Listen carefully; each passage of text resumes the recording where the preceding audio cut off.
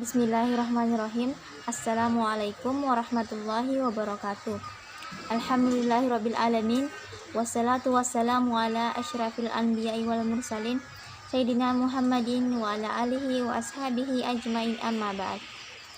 Puji syukur kita panjatkan kehadirat Allah Subhanahu wa taala yang telah melimpahkan rahmat, hidayah serta kesehatan sehingga kita masih bisa beraktivitas seperti sekarang ini.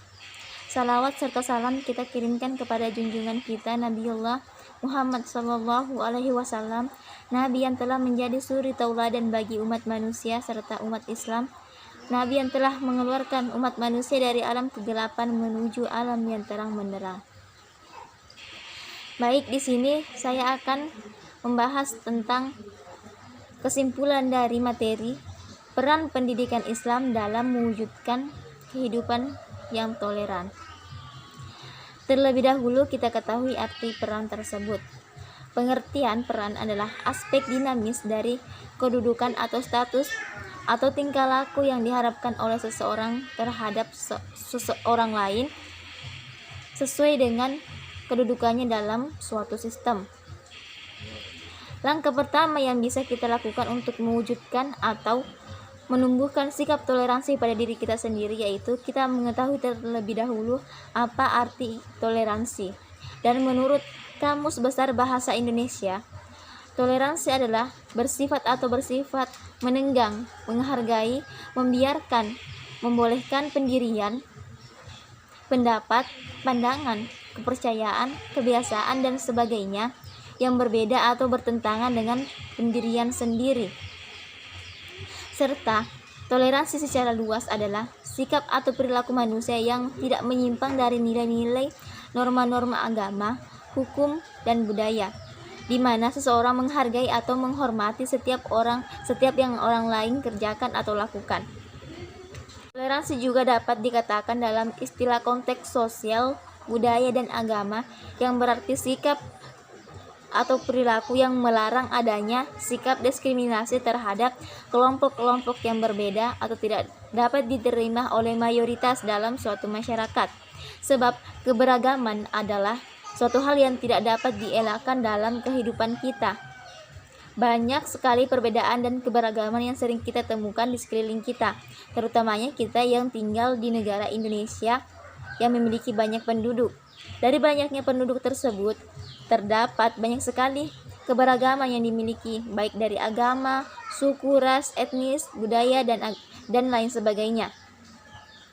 Dari keragaman tersebut, yang terkadanglah memunculkan konflik yang diakibatkan oleh perbedaan.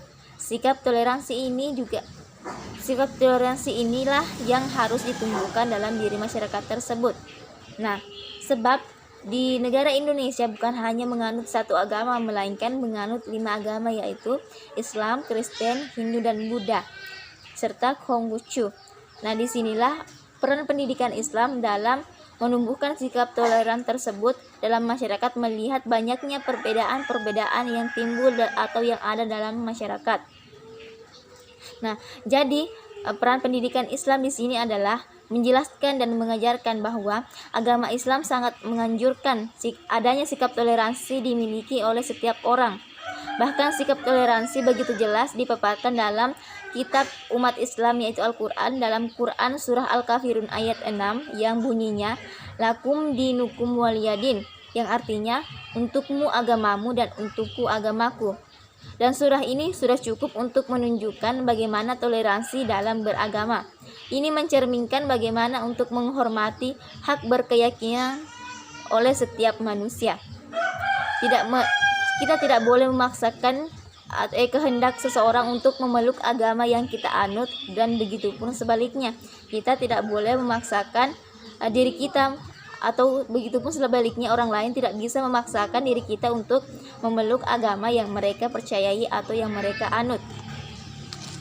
Nah, bukan hanya bertoleransi dalam hal beragama, kita juga dianjurkan untuk bertoleransi baik dari tanpa melihat perbedaan ras, perbedaan etnis, perbedaan budaya, serta perbedaan keyakinan. Nah, dan dalam usaha mewujudkan sikap toleransi dalam masyarakat ini, Tentu ada juga yang menjadi tantangan pendidikan Islam dalam mewujudkan sikap toleransi. Di sini terdapat dua tantangan, yaitu faktor internal dan faktor eksternal. Faktor internal adalah faktor yang berada dalam diri individu itu sendiri. Contohnya, sikap cuek, di mana mereka merasa bahwa tidak membutuhkan yang namanya toleransi. Mereka seakan-akan tidak mau memahami apa arti toleransi tersebut. Dan yang selanjutnya yaitu adanya kurangnya pengetahuan mereka mengenai fungsi dari penciptaan manusia, di mana di sini kita sebagai manusia diciptakan untuk hidup saling berdampingan tanpa menindas kaum yang lemah. Begitupun sebaliknya, kita tidak boleh menindas seseorang yang berbeda keyakinan, berbeda budaya ataupun berbeda ras di antara kita. Kita harus hidup saling berdampingan satu sama lainnya. Sebagai contoh, misalkan kita hidup berdampingan dengan orang-orang yang berbeda agama atau berbeda budaya. Nah, kita tidak boleh saling menjatuhkan dan kita tidak boleh saling menindas. Kita harus saling menghargai, kita harus hidup gotong royong, saling membantu, dan tidak boleh ada yang menindas di antara kita. Kemudian selanjutnya yang kedua yaitu faktor eksternal, adalah faktor yang berada dalam luar individu. Contohnya yaitu faktor keluarga, faktor teman, dan lain sebagainya. Nah, inilah sedikit kesimpulan yang dapat saya sampaikan dari materi peran pendidikan Islam dalam mewujudkan kehidupan yang modern. Kurang dan lebihnya mohon dimaafkan. Wabillahi taufiq wal hidayah. Wassalamualaikum warahmatullahi wabarakatuh.